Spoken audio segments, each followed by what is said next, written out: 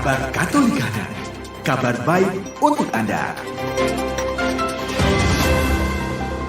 Halo Sobat Katolikana, jumpa lagi di Kabar Katolikana. Kita simak kabar yang pertama. Undang-Undang Pilkada, sumbangan kampanye perorangan 75 juta rupiah, swasta 750 juta rupiah. Dilaporkan CNN Indonesia, Undang-Undang Nomor 10 Tahun 2016 tentang Pemilihan Gubernur, Bupati, dan Wali Kota atau Undang-Undang Pilkada mengatur sejumlah sumber pendanaan kampanye pasangan calon kepala daerah. Undang-undang ini sudah berlaku sejak tahun 2016 hingga Pilkada 2024 mendatang. Di pasal 74 ayat 1 mengatur 3 sumber sumbangan dana kampanye, yakni berasal dari parpol dan koalisi parpol, pasangan calon yang berlaga, dan sumbangan pihak lain yang tidak mengikat. Ada batas maksimal sumbangan dana kampanye dari perorangan dan perusahaan atau organisasi swasta berbadan hukum harus mencantumkan identitas yang jelas. Nominal maksimal sumbangan dana kampanye dari perorangan sebesar 75 juta rupiah, sementara perusahaan atau organisasi swasta berbadan hukum maksimal 750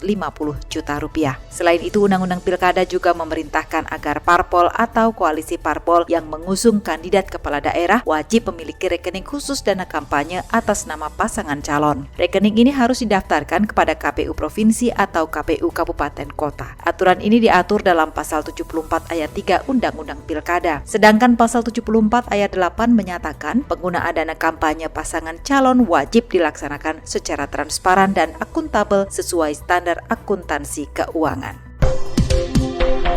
Kita menuju ke Portugal. Gereja Portugal meminta maaf kepada 4.815 korban pelecehan seksual. Dikutip dari Kompas.com, Ketua Konferensi Wali Gereja Portugal Uskup Jose Ornelas hari Senin 13 Februari 2023 lalu meminta maaf kepada para korban kemungkinan pelecehan seksual. Uskup Jose secara khusus meminta maaf karena gereja gagal memahami skala masalahnya. Dalam sebuah pernyataan yang dibacakannya, Ornelas mengatakan pelecehan seksual anak-anak adalah kejahatan yang keji. Sebanyak 4.815 orang kemungkinan telah menjadi korban pelecehan seksual anak-anak di Gereja Katolik Portugal. Dalam konferensi pers pada hari Senin, panel yang menyelidiki pelecehan seksual di Gereja Katolik itu mengatakan 512 korban yang diduga menjadi korban telah mengungkapkan kisah mereka. Komite Independen untuk Studi Pelecehan Anak di Gereja Katolik itu dibentuk oleh para uskup lebih dari setahun lalu dan terdiri dari beberapa psikiater,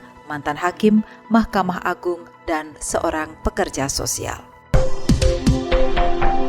Kita menuju ke kabar terakhir kita dari dunia hiburan. Brave Girls resmi bubar usai rilis single Goodbye. CNN Indonesia melaporkan Brave Girls mengumumkan rencana bubar setelah 7 tahun bersama. Brave Entertainment selaku label dan agensi yang menaungi girl group tersebut mengkonfirmasi rencana Brave Girls bubar. Dalam keterangan resmi yang diunggah di Official Fan Cafe pada hari Kamis 16 Februari lalu, Brave Entertainment juga mengumumkan rencana perilisan single terakhir Brave Girls sebelum bubar. Brave Entertainment mengatakan keputusan diambil setelah berdiskusi mendalam dan dalam waktu lama bersama Brave Girls. Agensi mengatakan selalu berterima kasih dan tak akan melupakan dukungan yang diberikan satu dengan yang lain. Mereka juga tak lupa berterima kasih kepada fans Brave Girls yang disapa Fearless atas dukungan sekitar 7 tahun terakhir. Brave Girls merupakan girl group yang dibentuk produser Brave Brothers di bawah Brave Entertainment. Girl group tersebut awalnya beranggotakan Eunyoung, Airan, Eugene, dan Soa, debut lewat The Difference pada 2011